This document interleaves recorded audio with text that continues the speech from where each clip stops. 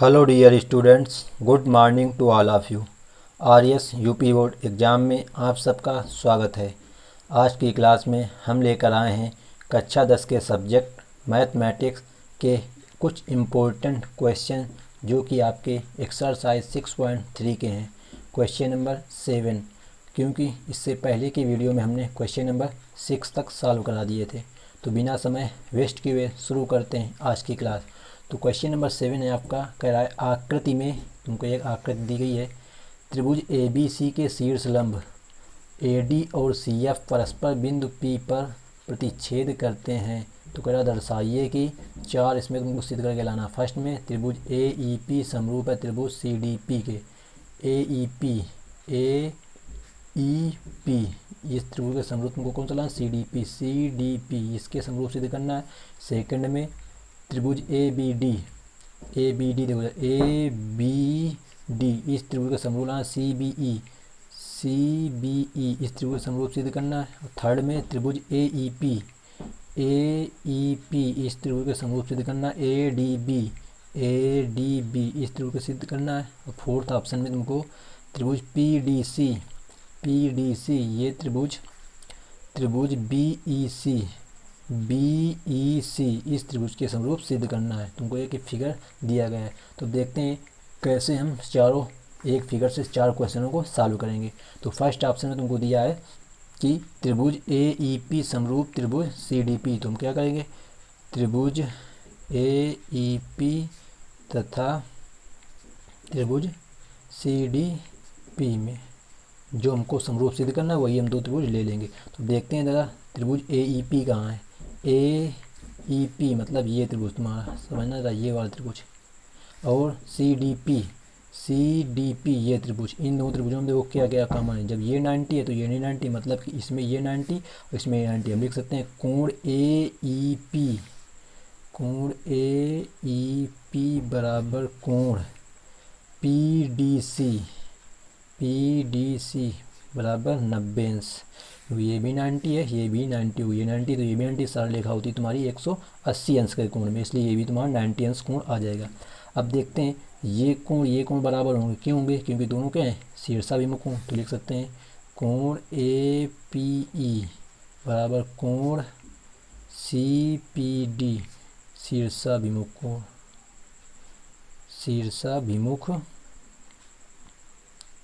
कोण। अब ये दो तुम्हारे त्रिभुज हैं, दो में हमको दो चीज़ मिल गई। एक तो मिल गई कि कोण ए पी बराबर कोण पी डी सी 90 अंश। दूसरी कंडीशन कि कोण ए पी ई बराबर कोण सी पी डी बराबर शीर्षाभिमुख कोण। तो हम कह सकते हैं कि इसलिए त्रिभुज तुम्हारे ए ई पी समरूप त्रिभुज सी डी पी के कौन सी कसौटी है? तो यहाँ पर एंगल, क्योंकि दोनों एंगल हैं समरूपता कसौटी से।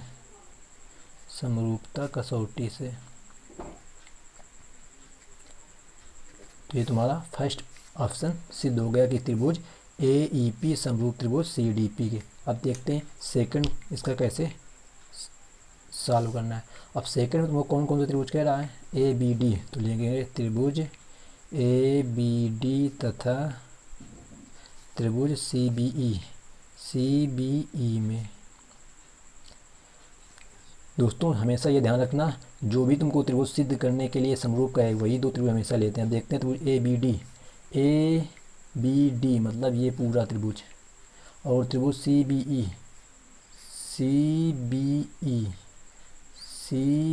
ई मतलब ये त्रिभुज, मतलब ये त्रिभुज इधर वाला और ये त्रिभुज इधर वाला। इधर भी देखते हैं, इसमें दो कोण देखो जरा। ये कोण इसमें 90 है, किस त्रिभुज में? सी बी ई वाले में। इसी पर कोण ए डी बी में ये कोण तुम्हारा 90, क्योंकि ये 90 तो ये भी 90। तो इसमें हम लिखेंगे कोण ए डी बी बराबर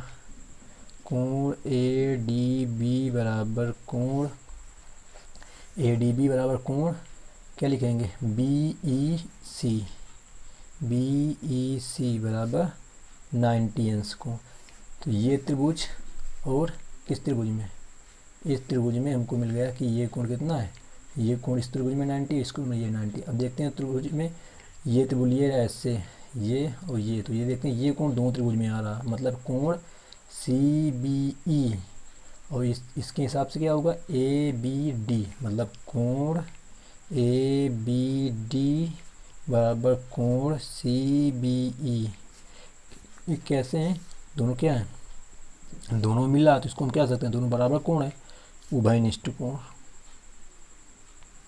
उभयनिष्ठ कोण।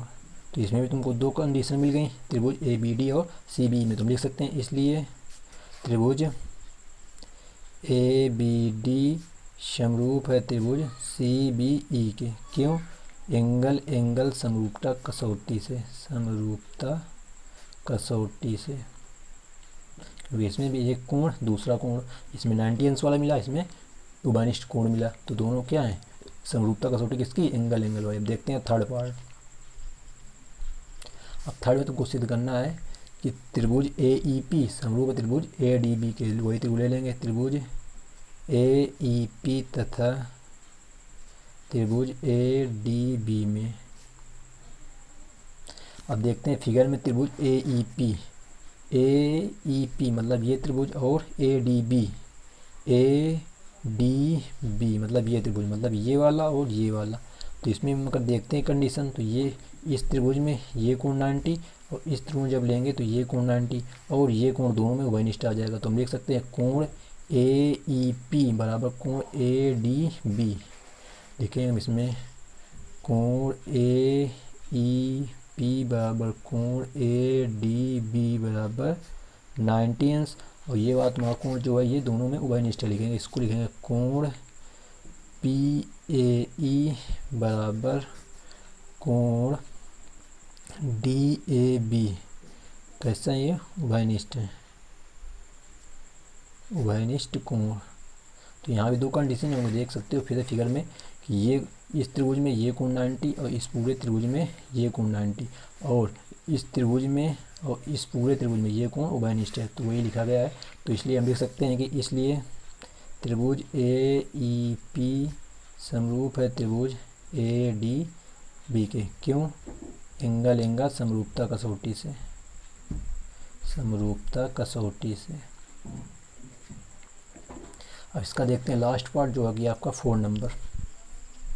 तो 4 नंबर में तुमको त्रिभुज कह रहा है, 4 नंबर में कह रहा है सिद्ध करने के लिए कि त्रिभुज पी डी सी समरूप है त्रिभुज बी ई सी के। तो यही दोनों त्रिभुज ले लेंगे, लिखेंगे त्रिभुज पी डी सी तथा त्रिभुज बी ई सी में। अब देखते हैं फिगर, तुम्हारा फिगर जो दिया है, फिगर में कौन कौन से लेना हमको, पी डी सी मतलब ये वाला छोटा वाला और बी ई सी मतलब ये वाला, मतलब ये और ये पूरा। तो इसमें ये कोण तो हम दोनों उभयनिष्ठ आ जाएगा, क्योंकि ये जब लोगे और ये पूरा लोगे तो ये कोण उभयनिष्ठ आ जाएगा। और देखो ये इस त्रिभुज में ये कोण और पूरे त्रिभुज में ये कोण कैसे हैं, 90 अंश के हैं। तो ये ऐसे देखो जरा, इस त्रिभुज में तो ये कोण 90 अंश का और इसमें ये 90 है। तो हम लिख सकते हैं कि देखो इसमें क्या लिखा जाएगा, लिखा जाएगा तुम्हारा पी डी सी में कोण सी डी पी बराबर कोण सी ई बी बराबर 90 अंश, और दूसरे में कोण पी सी डी बराबर कोण ई सी बी उभयनिष्ठ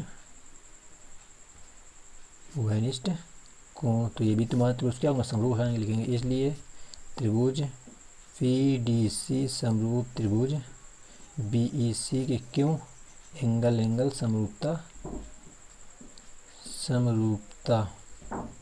कसौटी से। तो इस प्रकार दोस्तों आपका क्वेश्चन नंबर 7 के 4 पार्ट एक ही फिगर से सॉल्व हो जाते हैं। अब देखते हैं क्वेश्चन नंबर आपका इसका अगला 8 नंबर। क्वेश्चन नंबर 8 कह रहा है, समांतर चतुर्भुज ए बी सी डी की बढ़ाई गई भुजा ए डी पर स्थित ई एक बिंदु है। मतलब एक तुम्हारा समांतर चतुर्भुज ए बी सी डी है कि बढ़ाई गई भुजा ए डी, मतलब ए को तुमको डी तक बढ़ाना है, पर स्थित बिंदु क्या है, ई है, तथा बी ई भुजा सी डी को, मतलब बी को ई से मिलाएंगे तो बी ई भुजा सी डी को एफ पर प्रतिच्छेद करती है। तो कह रहा दर्शाइए कि त्रिभुज ए बी ई समरूप है त्रिभुज सी एफ के। तो इसको सबसे पहले फिगर बना लेंगे हम। सबसे पहले हम एक ए बी सी डी क्या बनाएंगे, समांतर चतुर्भुज।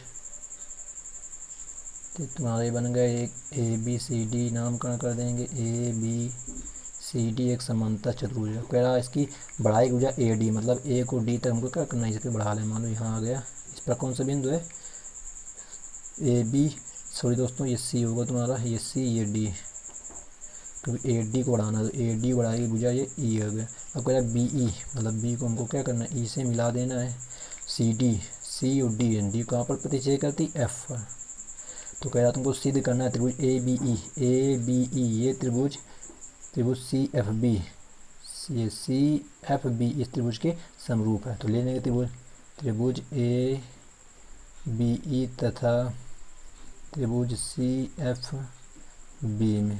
अब देखते हैं इसमें, तो कोण ए बराबर कोण सी होगा, क्यों होगा, क्योंकि समांतर चतुर्भुज के सम्मुख कोण बराबर होते हैं। तो लिखेंगे कोण ए बराबर कोण सी, लिख सकते हैं समांतर चतुर्भुज के सम्मुख कोण, समांतर चतुर्भुज के सम्मुख कोण, सम्मुख कोण, क्योंकि समांतर चतुर्भुज के सम्मुख कोण क्या होते हैं, बराबर होते हैं। पहली कंडीशन तो ये है। दूसरी कंडीशन देखते हैं कि ये दो भुजाएं क्या हैं, समांतर हैं, चूँकि ए ई समांतर बी सी हैं, इसलिए हम क्या कर सकते हैं, इसलिए कोण ए ई बी, कोण ए ई बी मतलब ये कोण बराबर कोण, देखना जरा C B E, C B E या एफ, क्योंकि ये पॉइंट का ये कोण, ये दोनों आपस में कैसे कोण है, बराबर हो, क्यों, क्योंकि ये कैसे कोण है तुम्हारे, एकांतर कोण। तो लिख सकते हो एकांतर कोण। तो दो चीज़ें पता हो गई, एक तो ये कोण, एक ये कोण, तो लिख सकते हैं इसलिए त्रिभुज ए बी ई समरूप है त्रिभुज सी एफ बी के एंगल समरूपता कसौटी से, समरूपता कसौटी से, क्योंकि ये भी एंगल और ये भी एंगल है तुम्हारा। तो दोनों हम कह सकते हैं कि तुम्हारा एंगल समरूपता कसौटी से दोनों त्रिभुज कैसे हैं, आपस में समरूप हैं। देखते हैं क्वेश्चन नंबर 9। क्वेश्चन नंबर 9 कह रहा है आकृति में ए बी सी और ए एम पी दो समकोण त्रिभुज हैं जिनके कोण बी और एम समकोण हैं, यानी जिसके कोण तुम्हारे, यानी कि त्रिभुज ए बी सी का कोण बी और त्रिभुज ए एम पी का कोण एम क्या है, समकोण है, मतलब 90 है। तो कह रहा सिद्ध कीजिए कि फर्स्ट पार्ट है त्रिभुज ए बी सी समरूप त्रिभुज ए एम पी, मतलब जो तुम्हारे दोनों त्रिभुज हैं ए बी सी और एम पी क्या है, समरूप हैं। सेकंड में कह रहा है सी ए अपन पी ए बराबर बी सी अपन एम पी। तो देखते हैं, सबसे पहले फिगर तुमको ये बना है, इसमें देखो दो त्रिभुज हैं, एक ए बी सी बी का समकोण है, एक A M P, A M ये पॉइंट तुम्हारा होगा पी यहाँ पे, तो इसमें एम कोण समकोण है। तो सबसे पहले तुमको फर्स्ट पार्ट में त्रिभुज कौन सा क्या करना है, त्रिभुज ए बी सी समरूप त्रिभुज ए एम पी। तो ले लेंगे त्रिभुज ए बी सी तथा त्रिभुज ए एम पी में।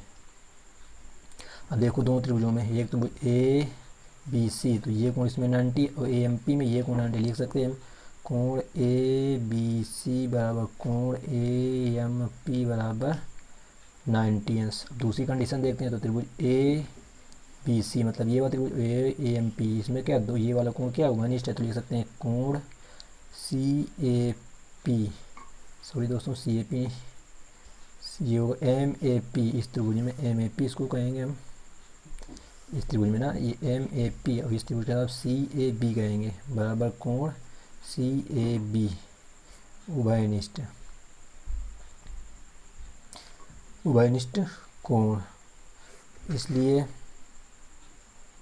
त्रिभुज ए बी सी समरूप त्रिभुज ए एम पी के एंगल समरूपता कसौटी से।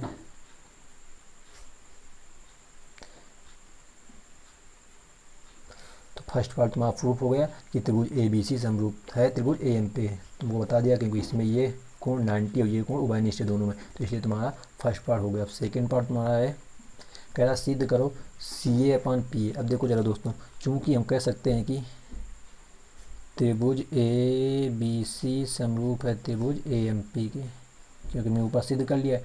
देखो जब दोनों त्रिभुज आपस में कैसे हैं, समरूप हैं, तो हम इसमें लिख सकते हैं कि देखना जरा है सी ए, ये भुजा क्या है इस त्रिभुज में कर्ण है, मतलब सी ए अपान, जब इस त्रिभुज में देखेंगे ए एम पी है तो इसमें कर्ण क्या होगा पी ए बराबर। अब देखो जरा इसमें जो तुम्हारा बी सी क्या है, ये बी सी तुम्हारा क्या है परपेंडिकुलर लंब है, तो हम इसमें लिखेंगे बी सी अपन इसी बार इसमें ए एम पी में तुम्हारा क्या होगा एम पी हो तुम्हारा परपेंडिकुलर, तो इसके साथ 90 बटे एम पी होगा। तो ये भी तुम्हारा हो गया प्रूव्ड सेकंड पार्ट भी, क्योंकि दोनों तीनों समरूप है तो हम कह सकते हैं कि C A upon P H equal to B C A upon M P होगा। इसका उल्टा भी लिख सकते हैं। तो इस प्रकार तुम्हारा क्वेश्चन नंबर 9 भी प्रूव हो जाता है विद वेरी सिंपल प्रॉब्लम्स। तो दोस्तों आज की वीडियो में फिलहाल इतना ही। वीडियो कैसी लगी प्लीज़ कमेंट कीजिए और वीडियो को लाइक और शेयर अवश्य कीजिए अपने सभी दोस्तों के साथ, जिसकी उनकी भी हेल्प हो सके। तो thanks for watching this video. जय हिंद, जय भारत। मिलते हैं नेक्स्ट वीडियो में नेक्स्ट क्वेश्चन के साथ।